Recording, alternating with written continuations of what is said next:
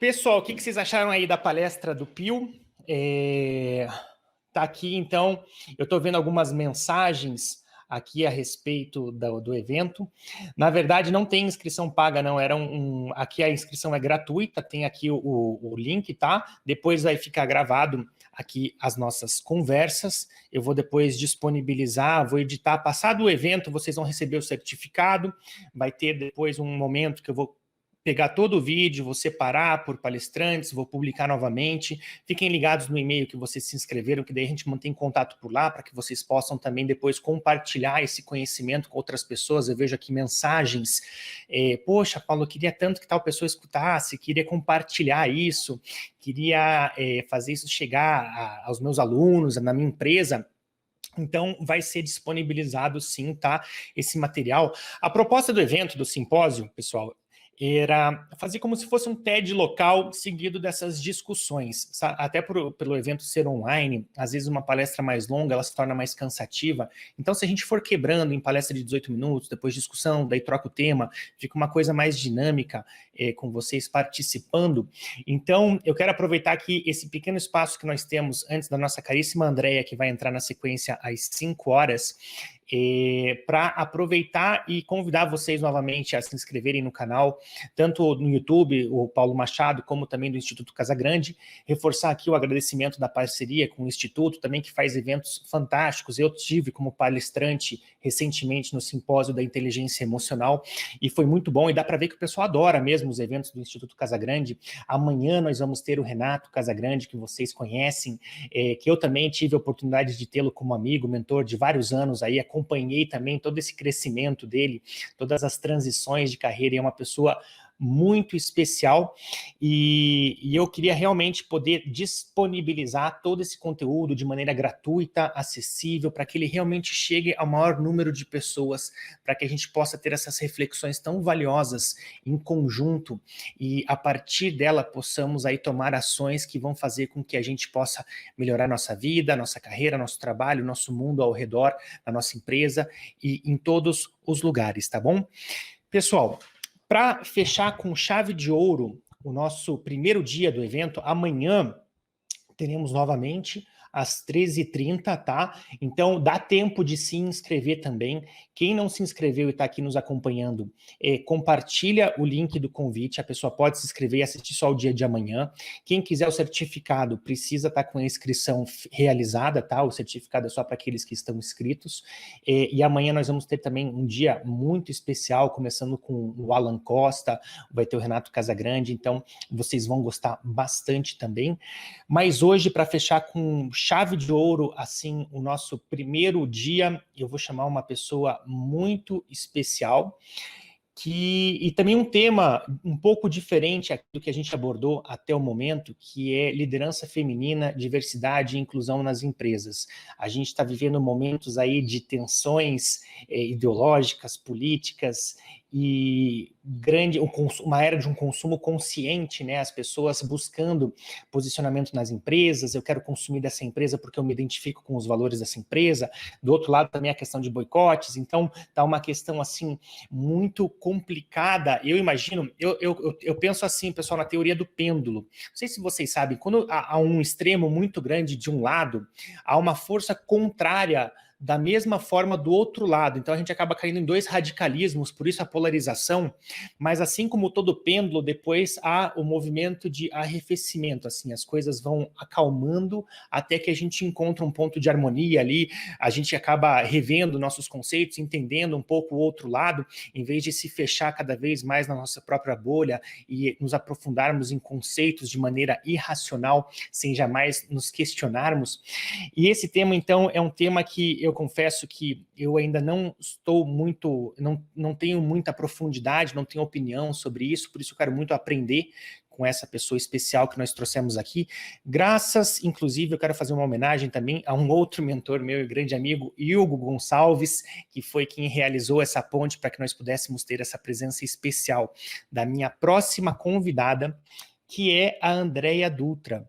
Ela é presidente da Sodexo, uma multinacional gigante francesa, e ela é a primeira mulher a presidir a empresa aqui no Brasil e vai falar justamente sobre isso, sobre liderança feminina, e eu tenho várias perguntas que eu estou louco para perguntar para ela, que eu acho que vai enriquecer muito a nossa conversa.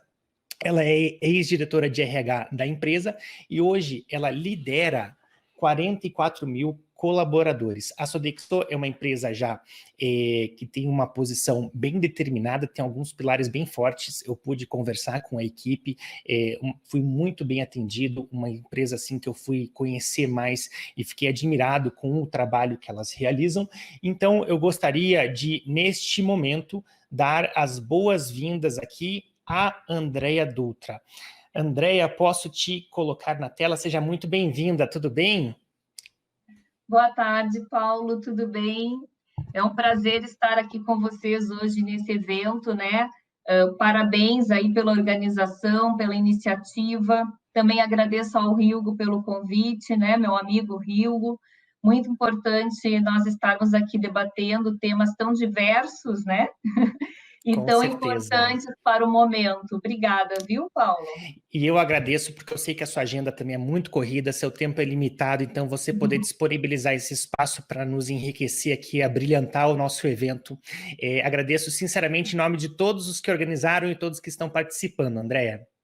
Imagina, Paulo, o prazer é meu, né? Eu faço com muito gosto, é um assunto, é um tema que eu gosto muito, e com certeza vou compartilhar aí a minha experiência, o meu conhecimento. Eu dividi a minha apresentação, Paulo, eu vou fazer uma pequena introdução minha, né? Vou contar um Aham, pouquinho sobre mim. Tenho aí aham, um slide também falando um pouco das atividades da Sodexo, e uhum. depois já começo ali com algumas reflexões, trago alguns números, algumas percepções, falo um pouco dos pilares, e no final a parte que eu mais gosto, que é a parte das perguntas, né, e dessa interação contigo e com o público aí, se a gente tiver tempo para fazê-lo.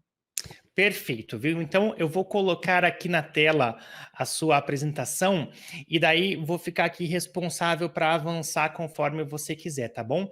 Deixa Tá eu colocar bom. aqui então, vou colocar a apresentação aqui em tela cheia. Eu vou começar, eu vou começar me apresentando um pouquinho, né, para o público. Agradeço aí a presença de todos que nos escolheram, né? Hoje, com tantas lives e tantos eventos acontecendo, eu agradeço a presença de vocês aí conosco. Vocês já devem ter percebido, pode passar um slide se você quiser, Paulo. Vocês já devem ter percebido pelo meu sotaque que eu sou gaúcha. Eu nasci numa cidade no interior do Rio Grande do Sul, chamada Bagé, né, pertinho da fronteira com o Uruguai. Sou filha única mulher, tenho mais 3 irmãos homens. O meu pai é militar, a minha mãe é dona de casa. Estudei a minha vida inteira em escola pública. Comecei a trabalhar comecei a trabalhar aos 14 anos. Fiz Universidade Federal de Pelotas, também um curso bem distinto, eu fiz nutrição, eu sou nutricionista, e comecei a trabalhar como trainee, né, no início da minha carreira, e hoje estou como presidente, então, da Sodexo On-Site Brasil. Isso é um pouco da minha trajetória aí. No próximo slide, vocês vão ver, eu digo que são as minhas 2 grandes paixões, o meu marido fala que é ele e a minha filha, eu falo, não, são vocês e a Sodexo. Né? O meu marido se chama Túlio, educador físico, a minha filha Maria Luísa, o meu maior desafio é uma adolescente aí de 16 anos, que me ensina, eu falo que ela é a minha escola, ela me ensina todos os dias, né, como ser uma pessoa melhor, e eu acredito que todos que têm filhos entendem um pouco, né, do que eu estou falando, e a minha esperança também de, no futuro, a gente não precisar falar sobre um assunto, por exemplo, como diversidade e inclusão. Ela me pergunta, mãe, como assim vocês vão ficar falando desse assunto? Por que você fala tanto sobre esse assunto, né? E eu espero, assim como ela, que um dia a gente não precise falar mais tanto. E aqui eu coloquei esse símbolozinho do MEX, em vermelhinho, Mulheres Executivas, porque foi um marco para mim na minha carreira. Eu vim de uma família que eu tive o privilégio de ter pais que nunca distinguiram se eu poderia fazer alguma coisa, os meus irmãos não poderiam e vice-versa. Então, eu nunca senti diferença pelo meu gênero. escolhi uma universidade que também tem um curso de nutrição onde tem a maioria mulheres, e quando eu comecei no mercado de trabalho, eu me deparei com mulheres executivas do Paraná, e foi onde eu conheci executivas maravilhosas, empreendedoras, e ali foi que eu pensei aonde que eu estava, que eu não tinha visto essa questão da desigualdade e o quão difícil é para as mulheres, né? E foi para muitas mulheres ter sido a primeira mulher no seu setor, na sua área de atuação. Cresci muito com esse grupo, me apaixonei pela causa e aí que eu comecei a pensar que eu poderia impactar a vida de outras mulheres também e ajudar outras mulheres a explorarem o seu potencial e a se desenvolverem. No próximo slide, vocês veem um pouquinho sobre a Sodexo. A Sodexo ela tem 3 atividades no Brasil, a divisão na qual eu represento, que são serviços de soluções de qualidade de vida dentro dos nossos clientes. Temos a divisão de benefícios e incentivos, que vocês conhecem mais como cartões, e temos o Home Care, que é uma empresa que a gente adquiriu no final de 2018, que são cuidados das pessoas na casa delas, né, dos pacientes na casa delas. Atendemos 1,5 milhão de consumidores todo dia, somos 44 mil colaboradores aqui no Brasil, sendo que 65% são mulheres. E aqui eu já entro um pouquinho mais, então, no tema, por que diversidade e inclusão, né? No próximo slide, vocês podem ver que nós temos ali os 4 eixos, né? Os 4 movimentos sociais que trouxeram a questão da diversidade para o foco e para a discussão após a Segunda Guerra, né? O movimento das mulheres no mercado de trabalho, a migração e a globalização, a tolerância, né? Culturas e abertura a culturas diferentes, e a expectativa de vida mais longa, onde nós temos aí hoje as 5 gerações já convivendo ao mesmo tempo no mercado. Então, esses foram alguns dos movimentos. Aqui nesse próximo slide, a gente tem alguns dados, né, da diversidade no Brasil, e a gente pode ver ali que a gente ainda tem 70% afro-brasileiros, das pessoas mais vulneráveis, né? Das pessoas que estão vivendo na extrema pobreza.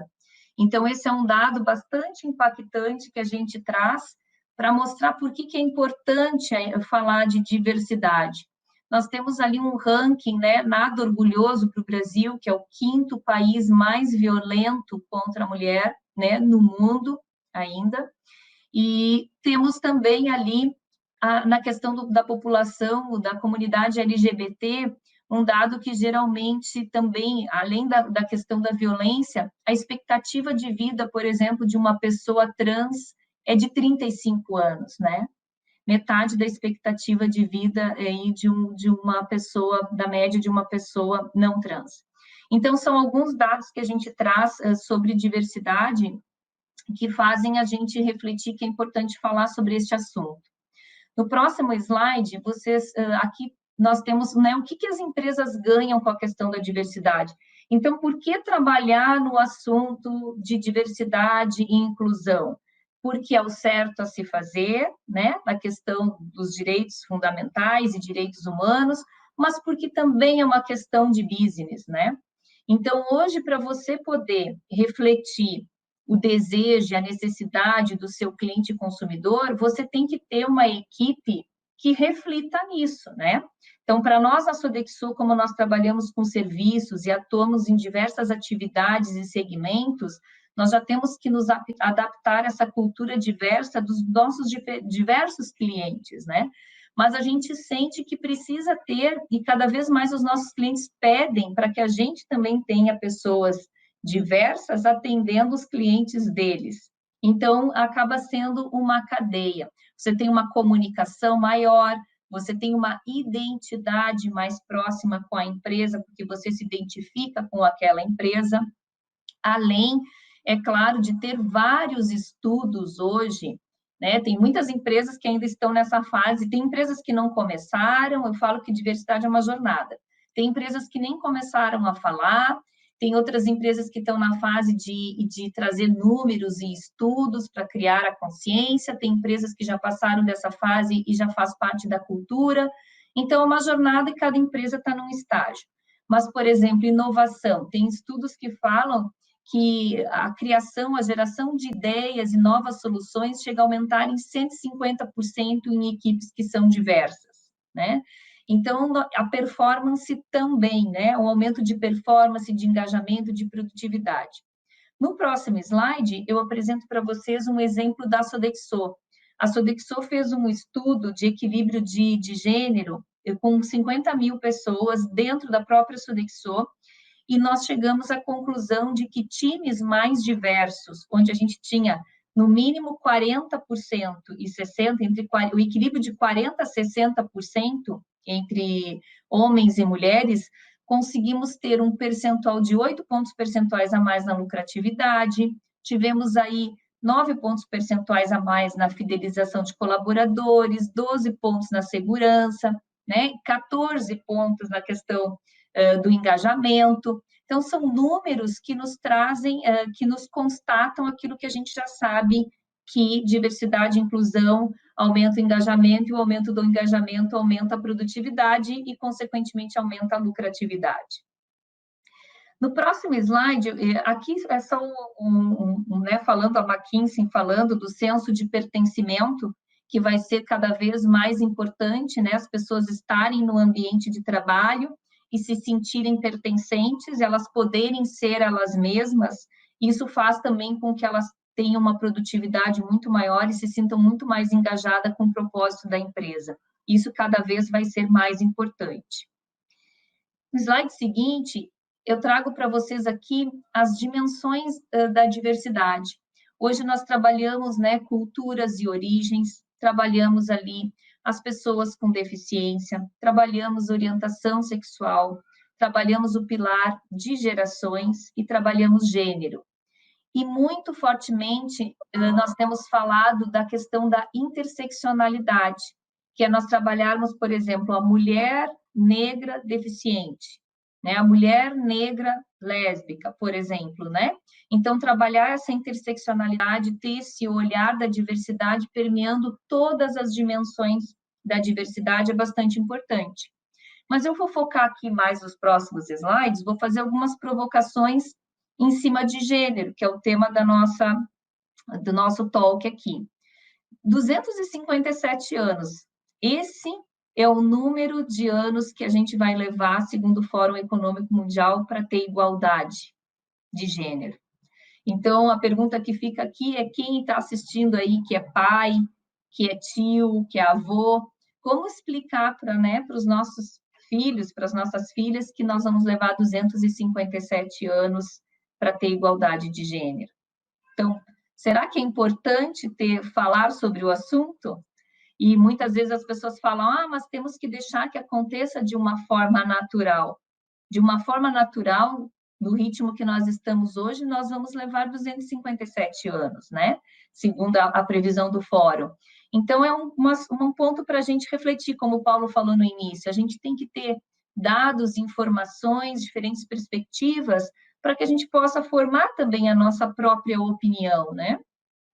No próximo slide, vocês veem, nós somos 52% de mulheres no Brasil, mas economicamente ativo, pode passar, Paulo, no próximo slide você vê que 49% das mulheres são economicamente ativas, e no caso dos homens, 76%. No slide seguinte, a gente pode ver que as mulheres no mercado, elas têm um nível de estudos maior do que os dos homens, né, em 38%. Uma boa notícia, né, para nós, mulheres, é que vivemos mais, né, temos uma expectativa de vida aí de 80 anos, mas ainda estamos na 92ª posição em relação ao ranking de igualdade de gênero. E por que nós ainda estamos tão, né, atrasados na questão do ranking? Porque as mulheres na política, nós ainda precisamos melhorar muito, né, a participação das mulheres na política aqui no Brasil. Então, isso faz com que a gente também esteja aí atrás no ranking. Esses são alguns dados. No slide seguinte, a gente vê, por exemplo, que as mulheres, elas trabalham 4 horas e meia em cuidados não remunerados contra 1 hora e meia de trabalho dos homens. E agora, e esses dados antes da pandemia, né? Agora, na pandemia, a gente sabe que esse número de horas, ele aumentou. Mas isso é só um dado para vocês refletirem nessa questão da divisão de tarefas, né? Do equilíbrio que a gente fala tanto. No slide seguinte, nós temos também um assunto da diferença salarial. Nós temos hoje no Brasil uma média de diferença salarial de homens e mulheres em 23%. Quem é pai de um menino e de uma menina, de um casal, como ele explica para os filhos que o seu irmão, a sua irmã vai ganhar 23% menos do que você, mesmo que vocês escolham a mesma profissão? Então, são pontos que a gente precisa refletir, são esses dados que nos trazem a reflexão das coisas que a gente precisa mudar ou trabalhar para mudar. No slide seguinte, nós falamos um pouco que diversidade é a nossa realidade, nós somos diversos, a nossa família é diversa, né, o ambiente é diverso, inclusão é uma escolha. Então, nós temos que trabalhar, não adianta só a gente ter pessoas diversas, né, com experiências diversas e não incluir essas pessoas de fato. E para isso eu trago no seguinte slide um conceito que fala muito, eu acho que essa figura ela retrata muito, que é a questão da equidade. Então aqui quando você fala, né, da diferença, muitas pessoas confundem igualdade e equidade. A igualdade é que você está dando o mesmo apoio para todos eles, só que tem um que é mais baixo, então ele não consegue ter a visibilidade, mesmo ele tendo um apoio igualzinho ao dos outros. Ele precisa de 2 apoios para ele ter a mesma oportunidade. Então, aqui falam da questão das ações afirmativas que a gente precisa fazer para poder trazer, para poder dar chances iguais mesmo para as pessoas, oportunidades iguais para que elas possam se desenvolver, crescer, desenvolver os seus potenciais. No seguinte slide aqui, eu não vou comentar todos, mas eu acho bastante importante trazer para todos a questão dos vieses inconscientes. Nós temos mais de 188 tipos de vieses, e os vieses, eles não são controlados pela gente, né? O nome já diz, né? São vieses inconscientes, mas que a gente consegue trazer a consciência e identificar esse viés antes que ele chegue até um nível de discriminação. Então, tem várias fases que eles passam ali. E para exemplificar para vocês, eu trouxe um vídeo de 1 minuto que fala um pouquinho sobre alguns vieses que a gente hoje não percebe e eles acontecem. Então, eu vou pedir para passar o vídeo agora de 1 minutinho.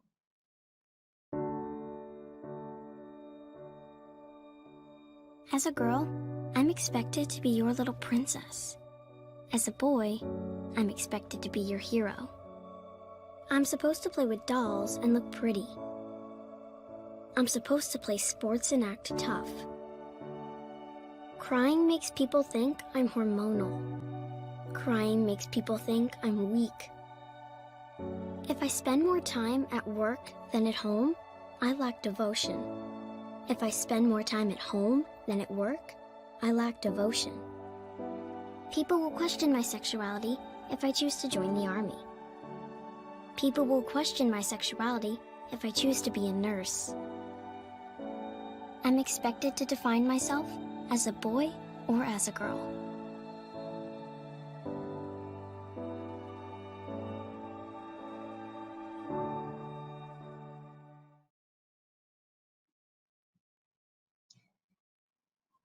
Então, gente, para terminar, né, eu trouxe ali o slide seguinte, só demonstra ali mais alguns exemplos de vieses que nós temos, né, e que muitas vezes a gente escuta ainda hoje, infelizmente, né, no próprio time de recrutamento e seleção, muitas vezes, que tem uma tratativa diferente quando é homens e quando são mulheres, trabalhar esses vieses é bastante importante.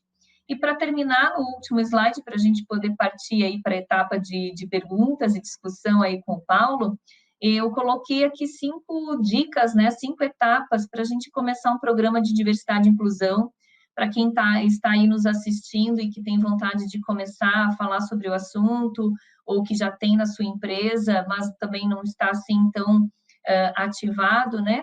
É primeiro o comprometimento da alta liderança, né? Os líderes terem consciência da importância da diversidade e inclusão, isso fazer parte da estratégia do business, isso fazer parte da cultura da empresa é bastante importante. Definir metas e medir, né? Quando a gente não tem metas e a gente não mensura, também é difícil da gente conseguir atingir qualquer objetivo. Ter políticas e procedimentos internos em prol da diversidade, que vão, né, dar suporte às pessoas para que elas possam trabalhar tranquilas, né, em todos os processos e etapas da empresa, que elas sintam que elas tenham um respaldo formal da companhia em relação a isso. Compartilhar histórias que possam inspirar, ter modelos, né, pessoas modelos dentro da empresa para que possam também contribuir para os outros. E apoiar novas ideias, né? Começar, eu sempre falo que a gente deve começar com uma pessoa, né? E depois a gente vai evoluindo. Diversidade, ninguém sabe tudo, eu sempre falo que muitas vezes a gente deixa de aprender, né, os temas relacionados à diversidade por não perguntar, por vergonha, por receio de errar, por medo de ser julgado, como o Paulo comentou no início, dessa questão da polaridade, né? Eu acredito no respeito, né? E de que a gente deve começar a trabalhar os assuntos e fazer a diferença no ambiente que a gente está.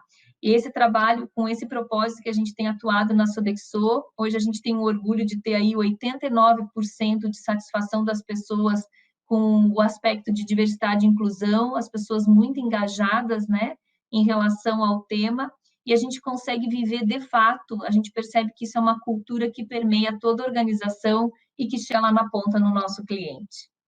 Gente, era isso que eu tinha para compartilhar com vocês. Aqui tenho o meu e-mail, o meu LinkedIn, e agradeço aí vocês, e estou aberto, Paulo, agora para as perguntinhas aí, para o bate-papo.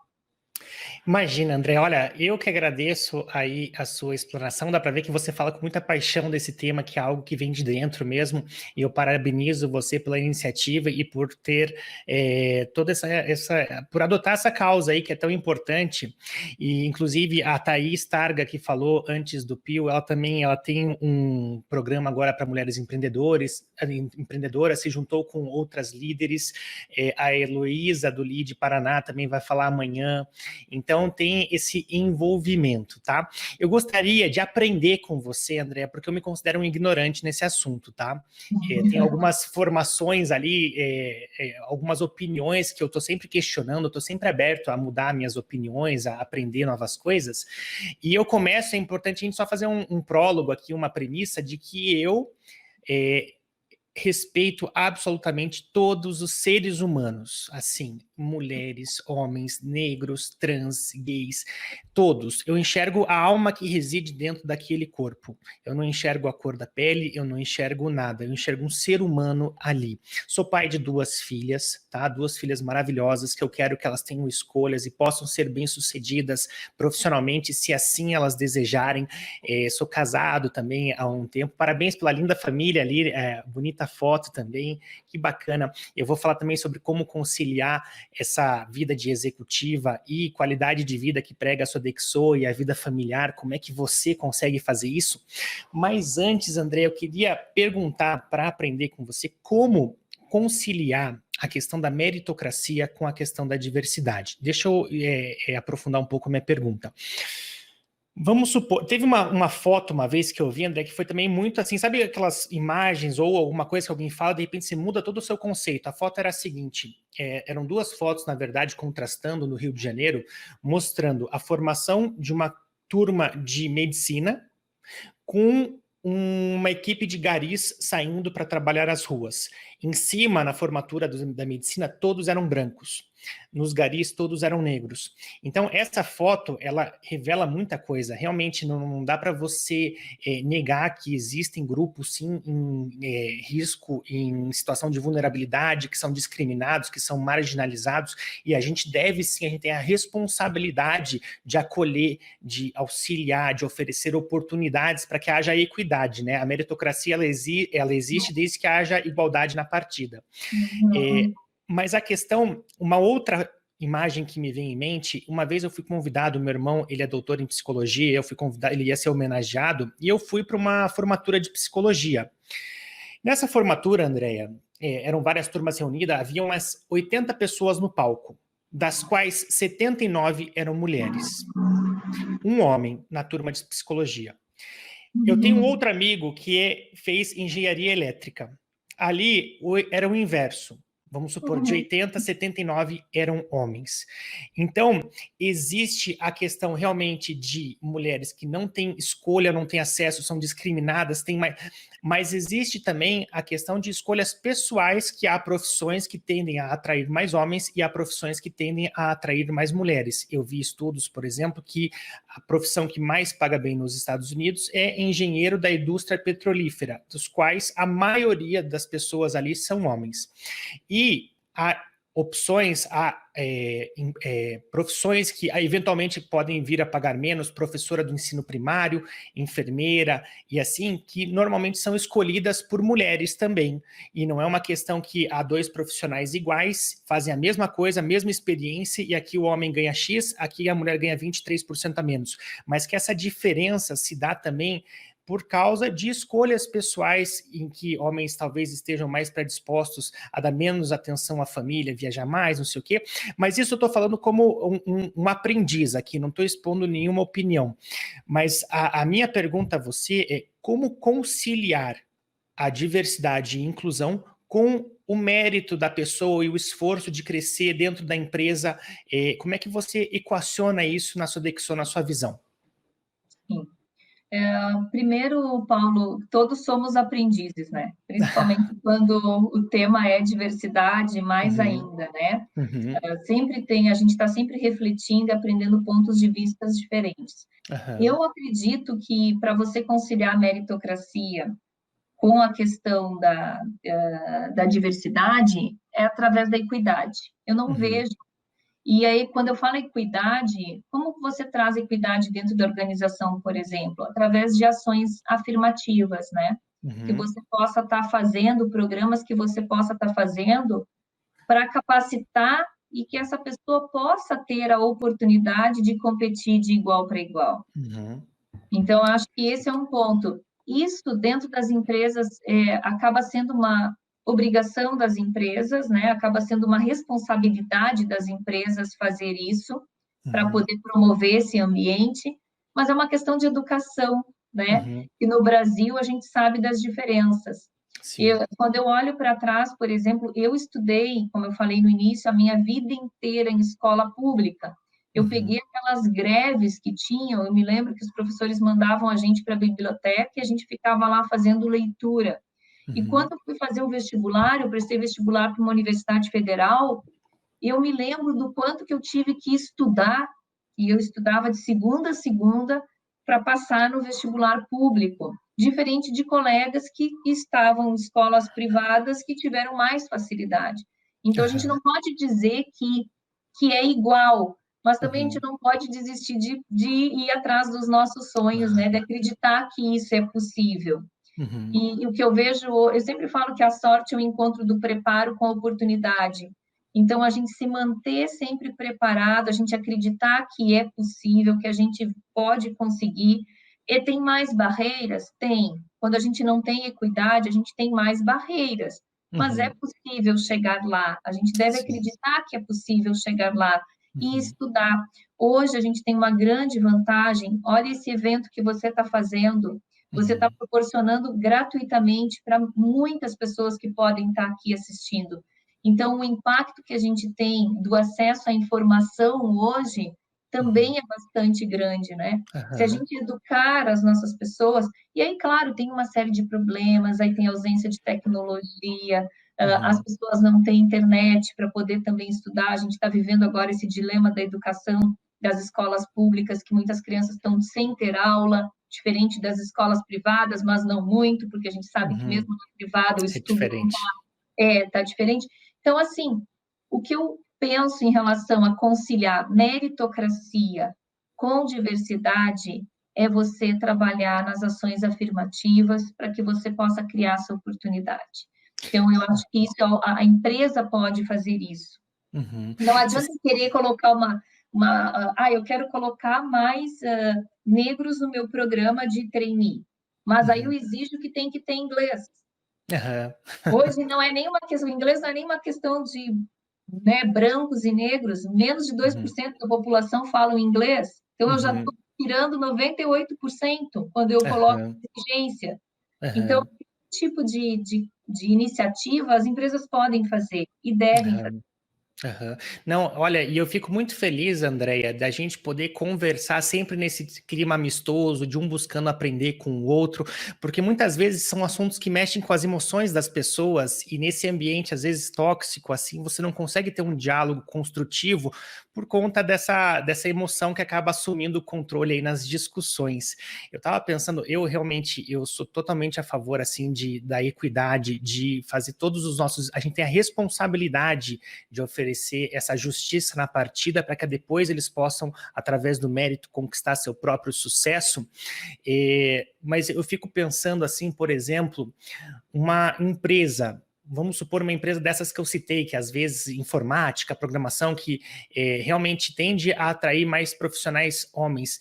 Você forçar uma diversidade artificial, onde eu vou falar, eu vou fazer um programa aqui de liderança, onde onde os 10 melhores serão promovidos a cargos de liderança.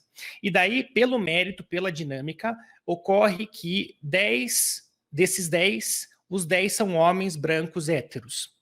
Mas você quer promover a diversidade. Então você tira 5 homens para colocar 5 mulheres. Daí você tira hétero para colocar negro, branco. Quando você faz esse tipo de coisa, eu entendo e apoio, porque sim, como uma causa, como algo de responsabilidade social da empresa, como uma questão de branding, de marca, eu acho muito válido, assim, até hoje em dia existe o consumo consciente, né? Eu vou consumir da Sodexo, eu vou apoiar essa empresa porque eu me identifico com esse trabalho que eles fazem de pessoas que são vulneráveis, são discriminadas, são marginalizadas e precisam desse apoio das empresas para poder crescer, ao mesmo tempo conciliar isso de uma maneira que aqueles 5 que vão ser retirados, que mereciam ali através do seu esforço, através disso, daquilo, de repente acabam cedendo espaço para outras pessoas. E um problema ainda que eu conversei com o Pio antes, por exemplo, quando a TAM quer pilotos para suas aeronaves, ela vai querer os 500 melhores pilotos mais capacitados do Brasil para suas aeronaves. Quando você começa a colocar talvez ações afirmativas, você não corre o risco de também, às vezes, gerar uma desconfiança quando você vê um negro lá, poxa, será que foi pelo próprio mérito ou ele foi incluído através dessa política de diversidade? Você entende a discussão que isso gera? Como é um tema complexo e profundo, mas eu reafirmo aqui que eu apoio totalmente, eu sei que as mulheres existem esses vieses cognitivos, sim, que é mais difícil, mas ao mesmo tempo é uma questão delicada e que não há respostas fáceis e que legal que a Sodexo está desbravando esse universo através da sua liderança para poder achar harmonia e soluções entre essas equações, né? Não tem resposta certa e você colocou alguns pontos que são muito importantes, né? No exemplo que você colocou aí, que eu achei perfeito, de que você tinha 10 homens héteros que eram os mais capacitados e adequados para as posições e eles deveriam ser os escolhidos nessa situação que você está colocando aí. Mas a reflexão que fica é como o processo foi conduzido? Uhum. Eles eram, de fato, os melhores? Ou a gente teve um viés na contratação, na escolha desses 10? Uhum. Porque as pessoas já imaginaram, esses 10 eles são mais adequados para essa posição, porque essa posição requer que viajem e vai ficar muito tempo fora. E as mulheres não vão aceitar, porque as mulheres vão ficar cuidando dos filhos. Essa coisa, entendeu? Então, se não tem... Primeiro, a gente tem que garantir que, de fato, aquelas 10 pessoas ali eram as mais capacitadas. Não, de fato, elas eram. Mas e o que faltou para as mulheres que concorreram a essas posições? Faltou um conhecimento técnico, faltou um soft skill, alguma coisa faltou. E o que eu vou fazer a respeito para que eu tenha uma situação diferente da próxima vez? Eu escutei de um presidente de um grande banco, nosso cliente, ele me contou, que eu achei muito bacana a história que ele me contou. Ele disse que ele escutava sempre do board lá, das pessoas do comitê executivo, que as mulheres não eram tecnicamente preparadas. Isso é um E absurdo.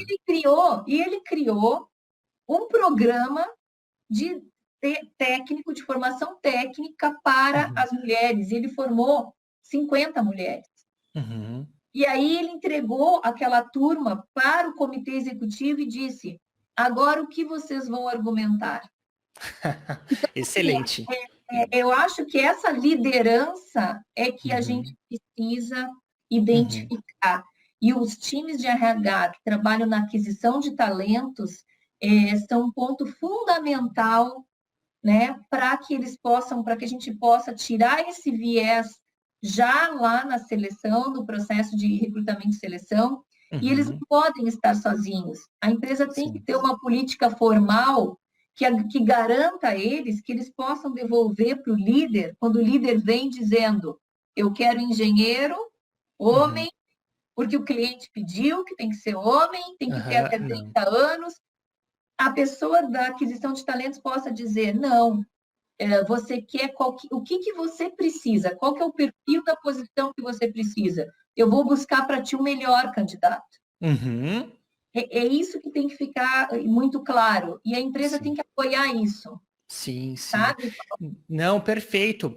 E eu concordo, eu acho um absurdo, assim, qualquer tipo de machismo, e sei que o machismo, ele tá muito, é inegável, assim, que ele é arraigado na nossa cultura. Graças a Deus, eu acho que tá havendo uma revolução, né? Hoje em dia, cada vez isso é mais, assim, expelido da sociedade, machistas, essas coisas são mal vistas e com razão mesmo. No exemplo que eu usei ali, eu fiz questão de usar o exemplo de engenharia, porque eu poderia usar uma outra empresa que faria um concurso para liderança de psicólogas e as 10 primeiras foram mulheres. Então, não, mas não está diverso esse grupo, vamos então diversificar. Mas eu entendo que existe esse equilíbrio e no caso da liderança feminina, que eu acho também. Eu acho que o machismo parte do princípio quando você acha que o homem é superior à mulher ou que existe algum tipo de diferença em questão de capacidade. E isso realmente é algo totalmente reprovável, não precisa nem falar que qualquer pessoa de bom senso sabe disso, mas há questões de escolhas pessoais, né? Como eu falei, mulheres tendem a escolher mais profissões assim e homens assim. Então, até o interesse pela política, que eu gostaria muito de ver mais mulheres na política, em posições de liderança na política, ao passo que eu não sei quanto por cento das mulheres se interessam em se candidatar, se interessam em ser políticas, e daí entra aquilo que você falou, mas por que elas não se interessam? Porque já existe um viés anterior que faz com que ela não tenha essa possibilidade de sonhar ou de se visualizar como uma mulher política e liderança. Então, eu acho muito válida a discussão. E uma outra coisa que eu queria... Eu vou te fazer só uma provocação. Por Eu, gentileza. eu dei uma palestra, eu falei sobre diversidade e inclusão numa cidade em Santa Catarina, para um Aham, público aí, tinha umas 100 pessoas entre empresários, homens e mulheres, e aham, surgiu essa questão também de perguntar, mas a mulher não se interessa por aham, política, não se interessa em se vincular a partido político. E aham, daí eu fiz a pergunta para eles, levanta a mão aqui, quantas pessoas são filiadas a algum tipo de partido? aham. Ninguém. E praticamente ninguém, Aham, uma, duas pessoas. aham. Então, não é uma questão do gênero, de Sim, novo, sim. né? Aham, Então, eu vejo assim uma dificuldade muito grande hoje na política também, muitas vezes tem a mulher, por causa da aham, ação afirmativa de cotas, mas a uhum, mulher também não tem investimento na campanha dela para que ela possa também promover as uhum, ações de marketing, divulgação do seu plano aham, para a sociedade. Então, assim, aham, existem outros aspectos que vão muito além, né, Paulo, aham. que a gente tem que considerar também aí Claro. nessa equação. Claro, com certeza. E acho que realmente a gente. E eu faço as minhas perguntas, André, por favor, com a maior assim, vontade de genuinamente aprender e questionar e sair enriquecido aqui. E estou sempre aberto a rever meus conceitos e mudar minhas opiniões. E concordo com você em tudo que você fala em relação a essa luta que você tem, que eu acho muito bonita, realmente, de proporcionar oportunidade às mulheres. Eu vou passar uma visão pessoal que eu tenho, que eu vi também num TED nos Estados Unidos. Eu quero ver qual que é a sua visão sobre a ideia que eu tenho. Nessa palestra, uma mulher falando assim, para que um lar seja saudável, há duas funções básicas: aquele que ganha o pão e aquele que cuida de casa. Essas duas funções, elas precisam existir para que uma família, para que um lar seja saudável. O machismo diz que o homem ganha o pão e a mulher cuida de casa, e esse é o estereótipo. Porém, se a gente sair desse machismo reprovável, hoje em dia a gente já caminha para também, olha, o homem cuida de casa e trabalha, a mulher cuida de casa e trabalha, é uma parceria. É mais raro, mas existe também ver a mulher que trabalha e o homem que fica só cuidando de casa. Então, vamos supor, se existem esses dois pesos, ou um pega cada um, ou os dois dividem os dois. Então, no meu caso, por exemplo, a minha esposa, por opção, ela resolveu se dedicar às filhas e cuida da casa e faz as coisas assim para que a família seja sempre acolhida. Se ela quiser trabalhar, eu incentivo ela, dou todo o apoio, gosto disso. Também as filhas pequenas, às vezes, requer mais cuidado, depois as filhas crescendo, ela tem mais liberdade também para isso. Contribuo, troco a fraldinha da minha filha, troquei muito, ajudo no lar, divido as tarefas, eu acho que é uma parceria, mas eu acho lícito também um papel de mãe, um dos trabalhos mais bonitos que tem. E se a mulher escolhe se dedicar plenamente aos filhos, eu não acho isso reprovável, eu acho isso muito bonito, porque eu tive o privilégio de ter uma mãe próxima que cuidou sempre de mim, e às vezes eu vejo nessa ânsia por querer profissionalizar e mais mulheres no mercado de trabalho, e questão de você acabar reprovando a escolha, não é porque ela está obrigada, ou porque eu sou machista e faço com que ela fique em casa e não quero que ela trabalhe, pelo contrário, ela é livre para fazer o que ela quiser e tem todo o meu apoio na decisão que ela tomar. Mas eu acabo vendo, às vezes, essa reprovação de mulheres que escolham ter essa vida. Como é que você enxerga essa visão que eu acabei de descrever a você? Eu enxergo que eu já vivi essa visão que você falou, né? Até pela minha carreira, eu tive que, quando eu fui convidada, né, para uma promoção, eu tive que mudar de estado. A minha filha, na época, tinha 4 para 5 anos, e eu tive que combinar com meu marido. Ele tinha acabado de passar num concurso público, então ele não poderia ir comigo. E eu falei para ele: eu vou sem você, mas sem a minha filha eu não vou, mas ela é sua filha também, nós temos que decidir juntos. E ele disse: você vai, porque eu não quero jamais que você diga que você não cresceu na sua carreira, porque eu te impedi, eu quero te apoiar. Então, eu vou aos finais de semana, você pode levar a Maria Luísa. Eu peguei as minhas coisas e morei em Belo Horizonte por 1 ano com a minha filha pequena. Já teve situações que o meu marido também parou, pediu licença sem remuneração, veio para São Paulo comigo, ficou 4 anos, aproveitou para estudar, fez mestrado na área de educação, né, que ele é educador físico, e sempre com uma parceria, né? Como você falou, a gente tem que pensar, um time. Eu falo que a família é um time, né? É uma equipe, né? E a gente tem que ser uma equipe de alta performance, decidir o que é melhor para a família. E assim que a gente sempre tratou. Eu tive que aprender muito, né, a me desapegar de várias coisas, vários conceitos, né, até para eu poder deixar de ser a super-heroína e conseguir não que ele me ajudasse, né? Até vou te fazer uma provocação: você não ajuda a sua esposa, você faz a sua parte. É verdade. Então, eu aprendi a me desapegar, Paulo, porque eu acreditava assim: não, vou pedir para ele lavar a louça, a cozinha vai ficar que nem uma piscina, vai ter água para todo lado, né? Mas por que eu tenho que fazer melhor e perfeito? Deixa ele fazer do jeito dele, tudo bem. Então, a gente começa a quebrar esses tabus, a gente começa a se libertar e a também dar espaço para o outro aprender, a trocar uma fralda, a cuidar de um filho. Por muitos anos, eu viajei e eu não estava presente no Dia das Mães, né, na escola da minha filha. E o meu marido que ia lá e participava, que nem mãe, das apresentações. Então, é uma parceria, como eu disse, mas eu escutei críticas, né? Eu já recebi perguntas de mulheres dizendo: mas como assim o teu marido não está trabalhando e você que está trabalhando? É o preconceito reverso daí no caso, exatamente. Né? Então, eu recebi críticas que foram opostas. Então, assim, é uma questão da sociedade de criticar. E a respeito das mulheres que são do lar, né? E a minha mãe, a minha mãe do lar.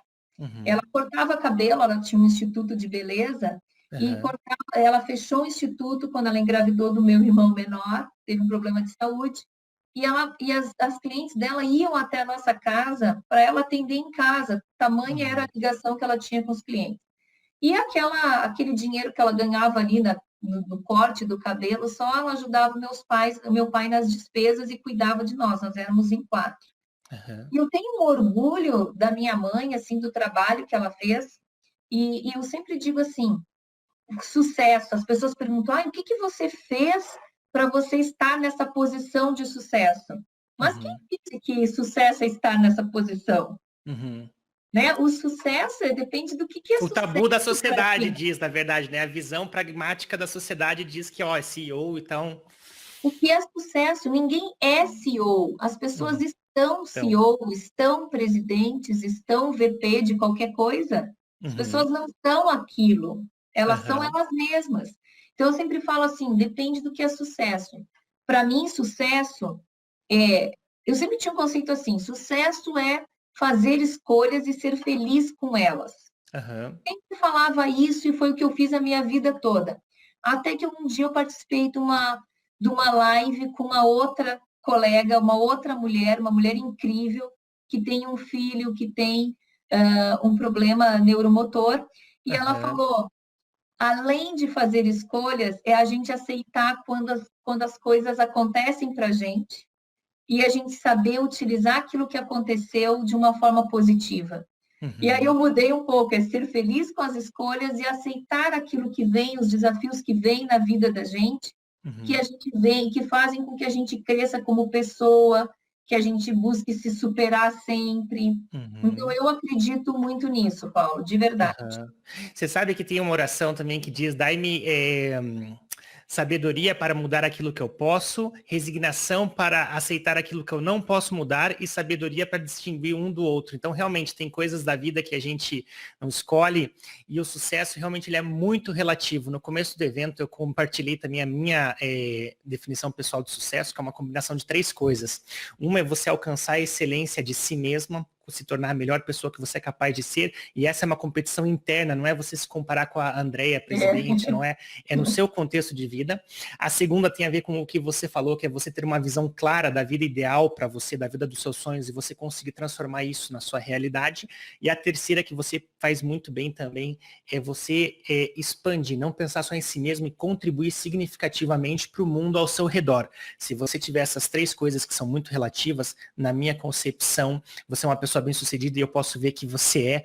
E a dúvida só que eu tinha é como você, como talvez tantas mulheres líderes que vão, mulheres e homens também, como você falou, não ajuda a minha mulher, eu faço minha parte, é uma parceria. E sinto pelos homens que não trocam fralda, que não fazem isso, porque é uma coisa maravilhosa. Hoje eu tenho um vínculo com as minhas filhas, assim, tão gostoso.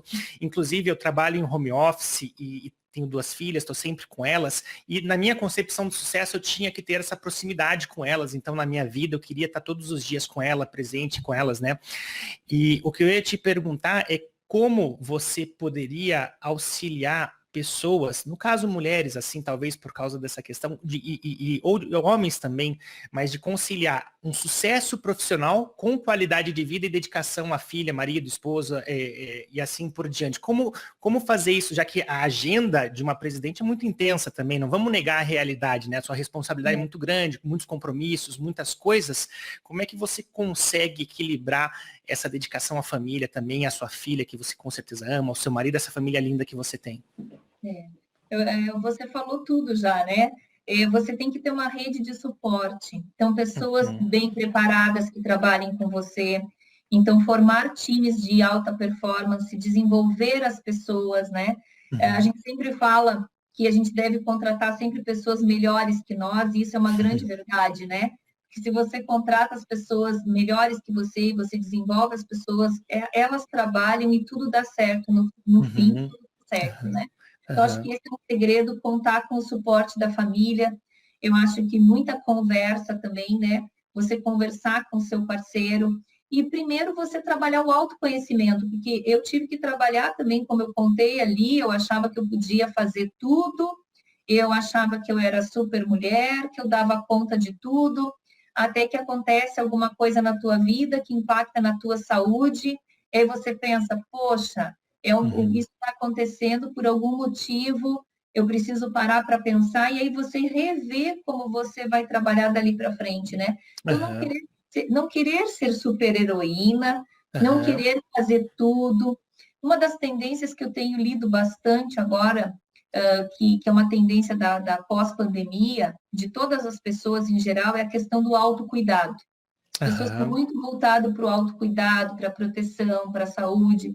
Então, eu acho que a mulher ter esse olhar sobre ela, né? Se cuidar também, cuidar da sua saúde, entender os seus limites, conversar com seu companheiro. Então, agora que muitas vezes estamos dois em home office, né?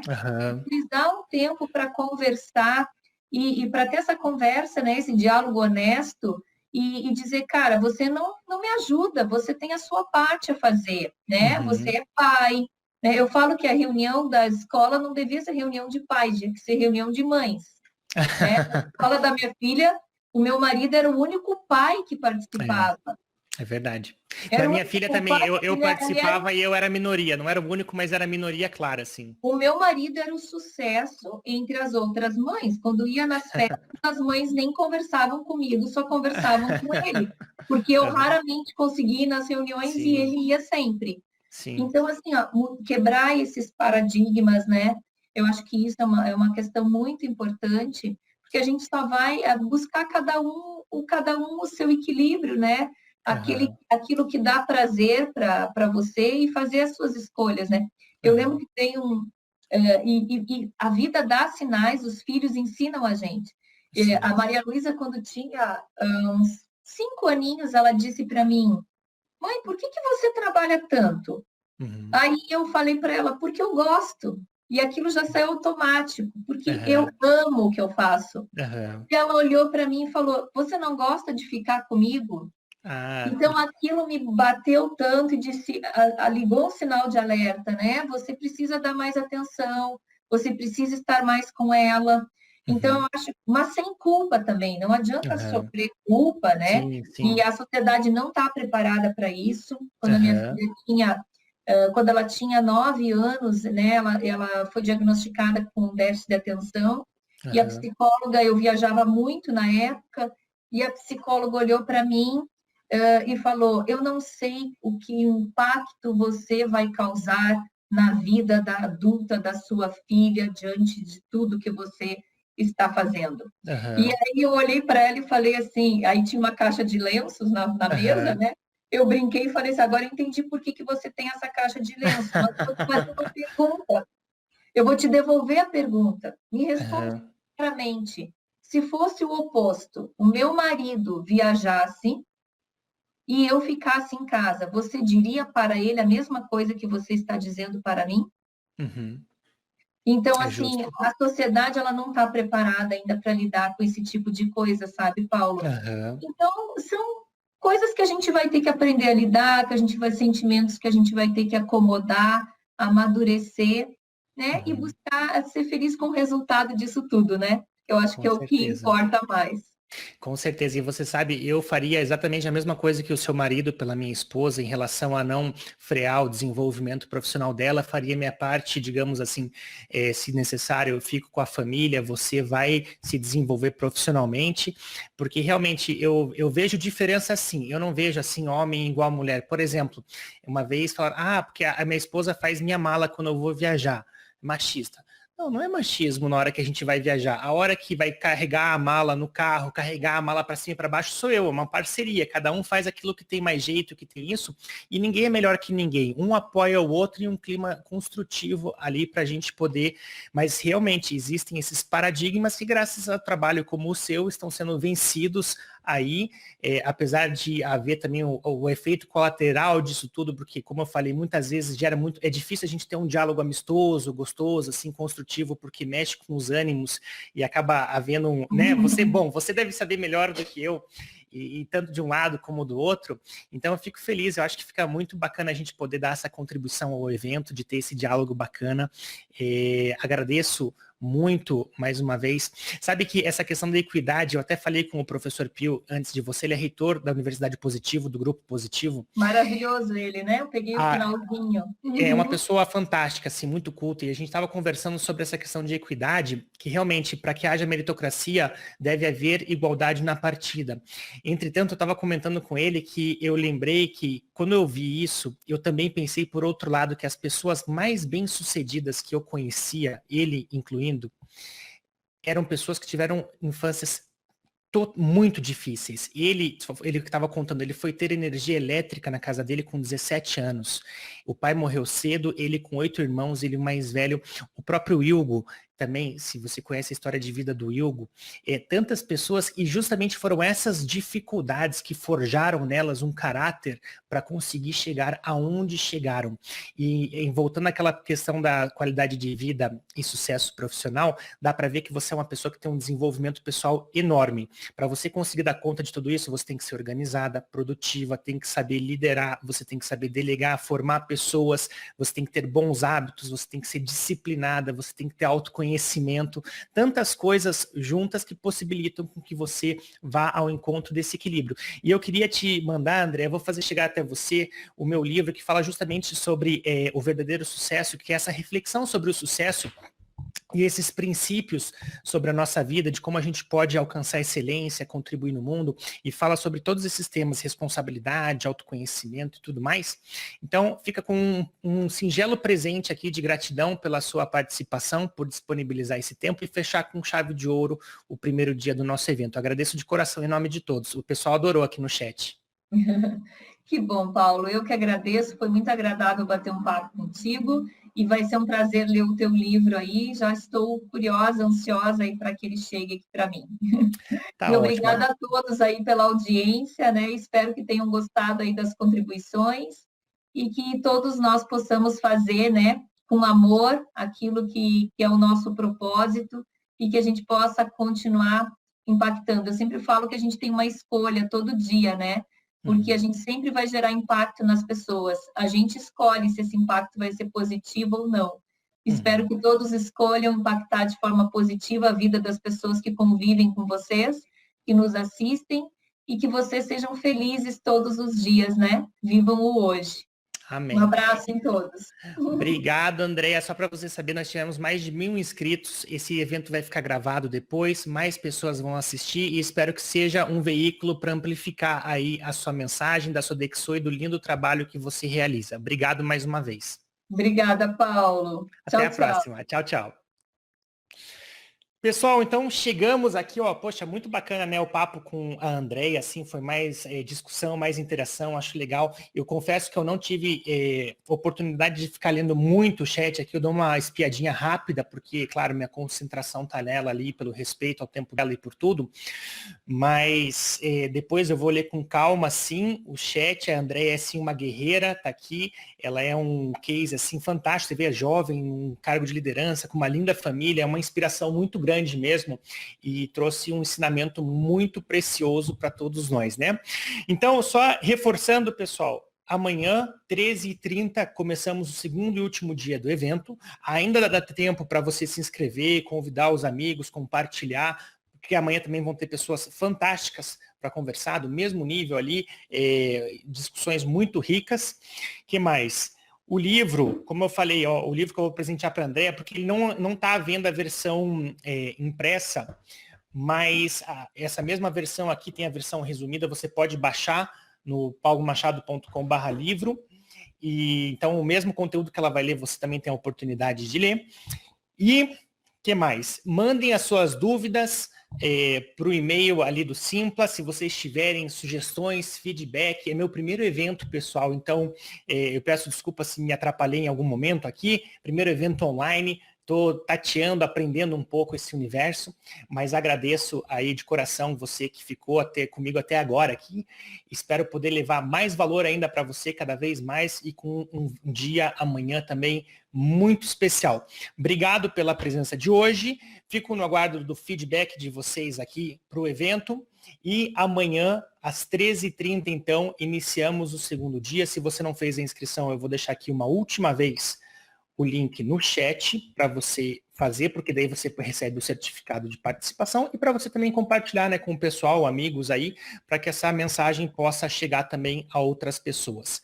Muito obrigado, pessoal. Um grande abraço a todos vocês e até amanhã. Valeu!